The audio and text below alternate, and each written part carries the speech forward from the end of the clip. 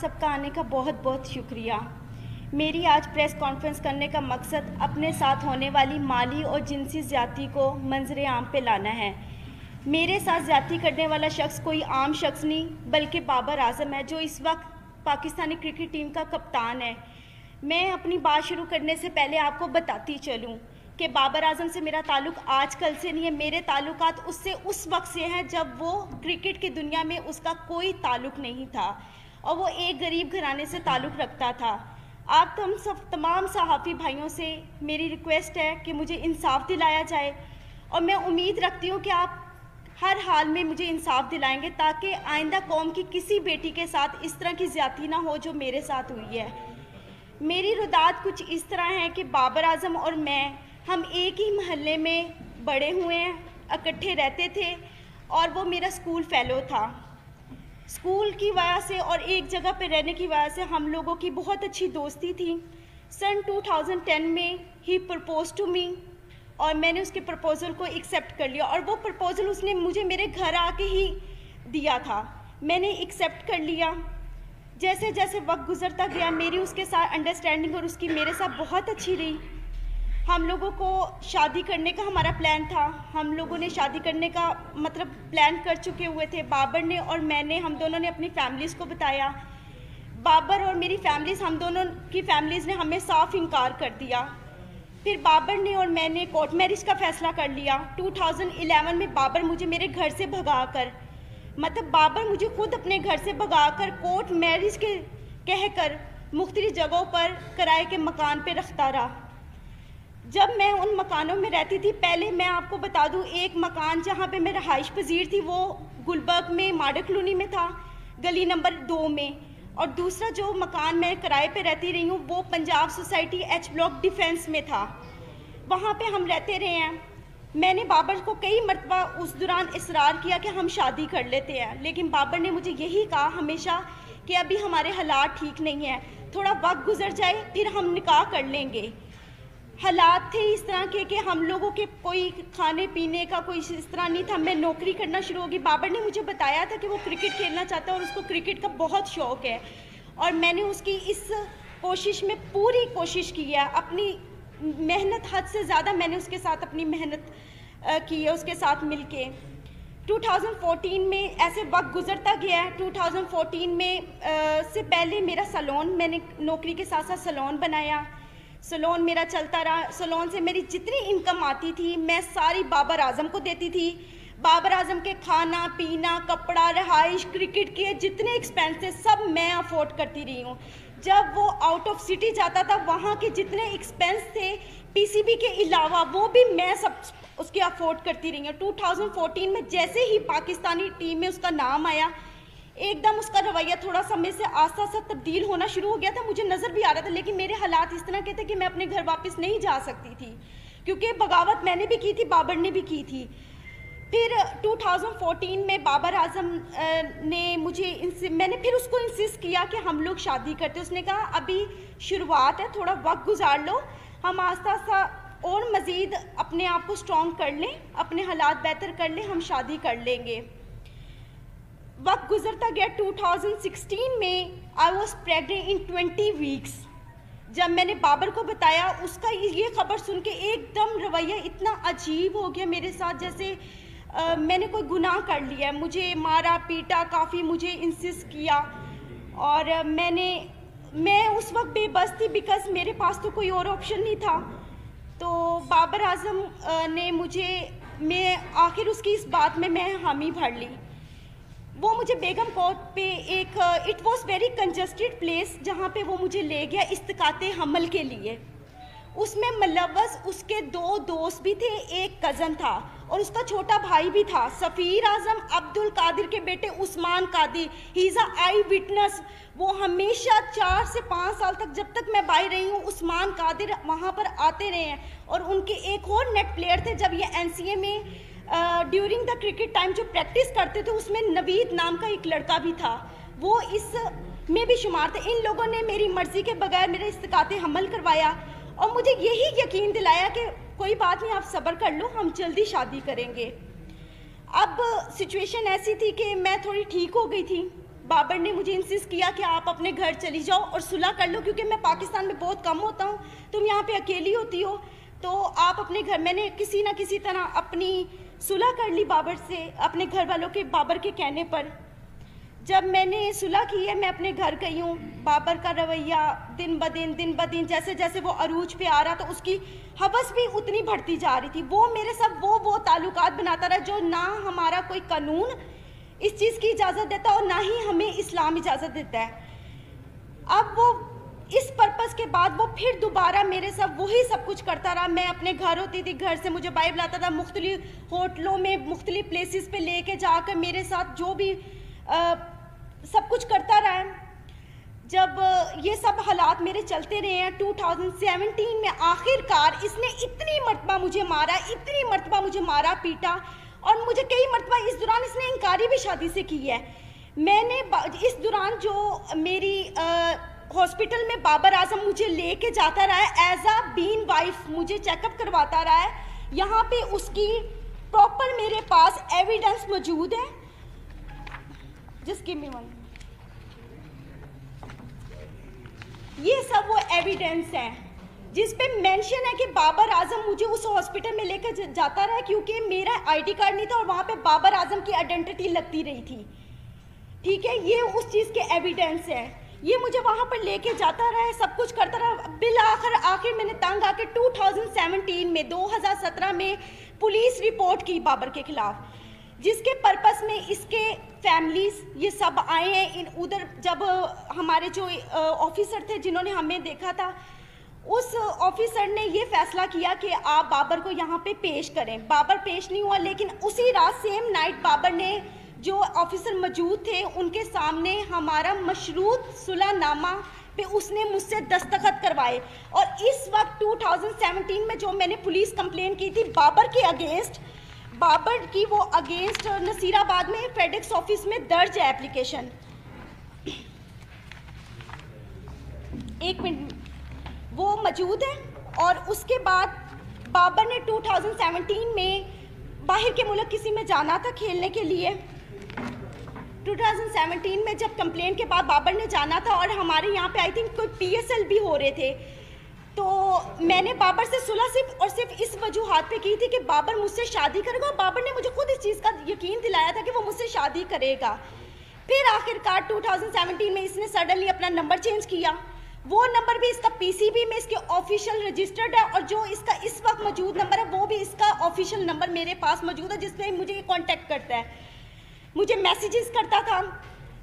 और फिर उसके बाद इस तरह वक्त गुजरता गया। तकलीफ़ जो थी मैंने बर्दाश्त की। 3 साल से मज़ीद मैं बाबर आजम की इस हवस का निशाना बन रही हूँ।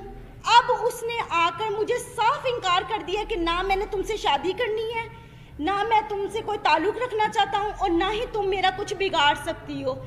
वो अपनी इस पावर को गलत इस्तेमाल कर रहा है। 10 साल उसने मुझे इतने बुरे तरीके से जलीलो ख्वार किया, हवस का निशाना बनाया। आज वो बिल्कुल इनकारी पे आ गया हुआ है, बिल्कुल। क्योंकि आज से 10 दिन पहले भी मैंने उसके खिलाफ पुलिस कंप्लेंट की, क्योंकि 20 नवंबर को जब इसने जाना था, उससे एक दिन पहले, मैं आपको लाइव उस चीज़ के सब सबूत दिखाती हूँ। इसने मुझे कॉल की, इसने कहा अगर तुम किसी भी पुलिस के पास गई या तुमने मुझसे अब मुतालबा शादी का किया तो तुम अपनी जान से भी जाओगे, और तुम्हें यही नहीं पता कि मैं तुम्हारे साथ करूँगा, क्योंकि सारी जिंदगी उसने मुझे मारा पीटा तो वैसे बहुत ज़्यादा है। हद से ज़्यादा ज्यादती के बाद आज मैं यहाँ पे इंसाफ लेने आई हूँ।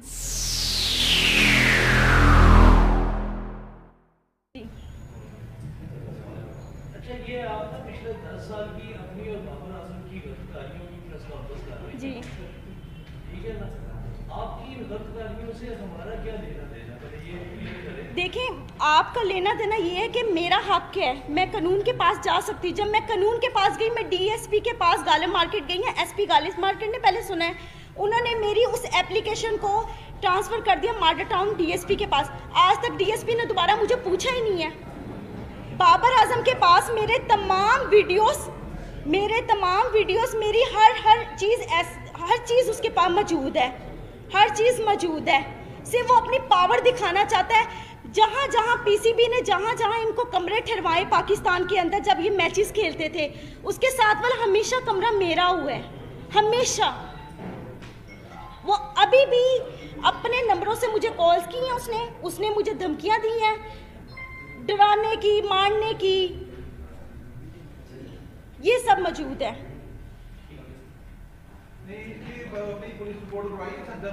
जी मैंने करवाई है। आप जो मेरा लीगल जो प्रोसेस चल रहा है वो आपको यही बता सकते हैं कि क्या लीगल अभी हम लोग एक्टिविटीज़ हमारी इसके खिलाफ हैं। जी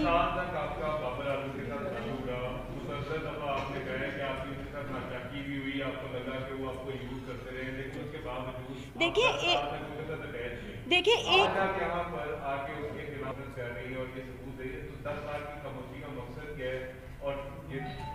देखिए 10 साल से मैं खामोश तो नहीं थी। मैं तो 2017 में भी गई थी पुलिस के पास, और आपको मैंने वो आई थिंक बताया भी है कि वहाँ पे मेरी कंप्लेंट रजिस्टर थी। फिर भी मैंने सुलह इस बात पे की थी कि मेरे ख्याल में मुझे उससे मोहब्बत थी, हद से ज़्यादा मोहब्बत थी। देखिए बगैर कोई लालच के तो किसी के साथ इस तरह करता नहीं है।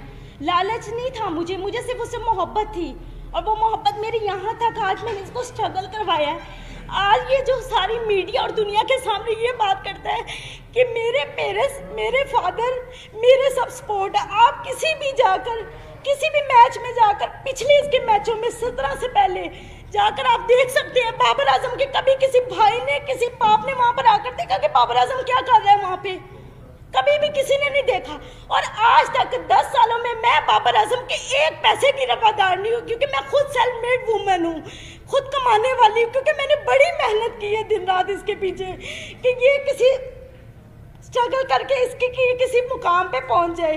No doubt he is a very brilliant player, उसने मेहनत की है, लेकिन उस मेहनत के अलावा इंसान को और भी चीज़ों की ज़रूरत होती है, मेंटली तौर पे, फिनेंशली तौर पे। सबसे बड़ा हमारा जो पॉइंट होता है वो फिनेंशली तौर पे होता है सबसे बड़ा। आज तक बाबर के हर मोबाइल, हर चीज़ का सबूत मेरे पास मौजूद है, हर चीज़।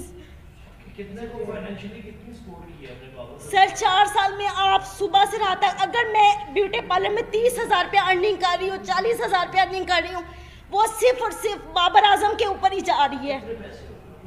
सर करोड़ों की मलकियत होगी। 70 लाख रुपया के तो मेरे ऊपर सूद चढ़ा के ये गया था, जो मैंने आके 1 साल पहले उतारे हैं। इसको मोबाइल इंस्टॉलमेंट्स पे ले के आईफोन 4 सीरीज से लेके आईफोन 8 प्लस तक सीरीज मैंने इसको लेकर दी है। अगर आपका फाइनेंशियल तौर पे डैमेजेस देखे जाए, आपका कितने का क्लेम बनता है? सर मेरा करोड़ों रुपए का बनता है, करोड़ों रुपए का।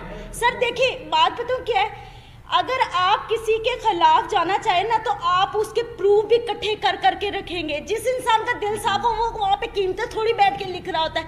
मैं आपको ये बता रही हूँ कि आज मेरा मुतालबा उससे पैसों का नहीं है, मेरा उससे मुतालबा सिर्फ और सिर्फ इस बात का है कि मेरी इतनी मेहनत का उसने मुझे क्या सिला दी है। आज जी मैंने दे दी हुई है।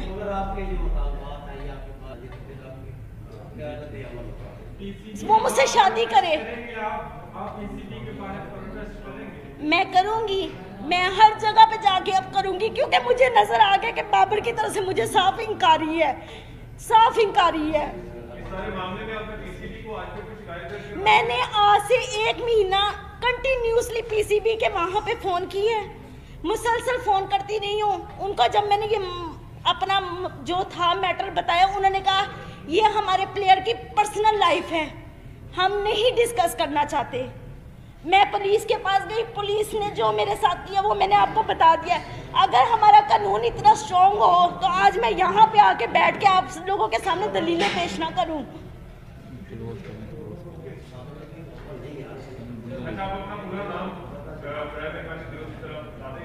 हामिजा जी, हामिजा हामिजा जी, हामिजा। आपकी जो अभी जो मामला हुआ, आपने कहा कि आपकी फैमिली के साथ आपकी सुलह होगी। आज आपकी फैमिली के मेंबरान के साथ ताल्लुकात कैसे हैं? क्या आज अपने आप भाई घर में रहती हैं, अपनी फैमिली के पास रहती हैं, या आज? जी मैं अपनी फैमिली के साथ रहती हूँ। मेरी फैमिली इस वक्त मुझे सपोर्ट कर रही है, और तब भी उन्होंने मुझे इंकारी की थी कि ये इस काबिल नहीं है, नहीं ये सब ठीक है। लेकिन अब वो उन्होंने मेरी बात को मानना ही था, क्योंकि मैं इतने सालों बाद घर गई हूँ और वो मेरे रिश्तेदारों को, लोगों को यही बता रहे हैं कि इसकी शादी हो चुकी हुई है। अच्छा, आपके काउंसिल से हमारी रिक्वेस्ट होगी काइंडली बताइएगा इसका जो केस है उसकी कानूनी इस टाइप पर क्या जो है वो डेवलपमेंट क्या हो। जी मैं बता रहा हूँ जी। इन्होंने 20 नवंबर 2020 को CCPO लॉर्ड साहब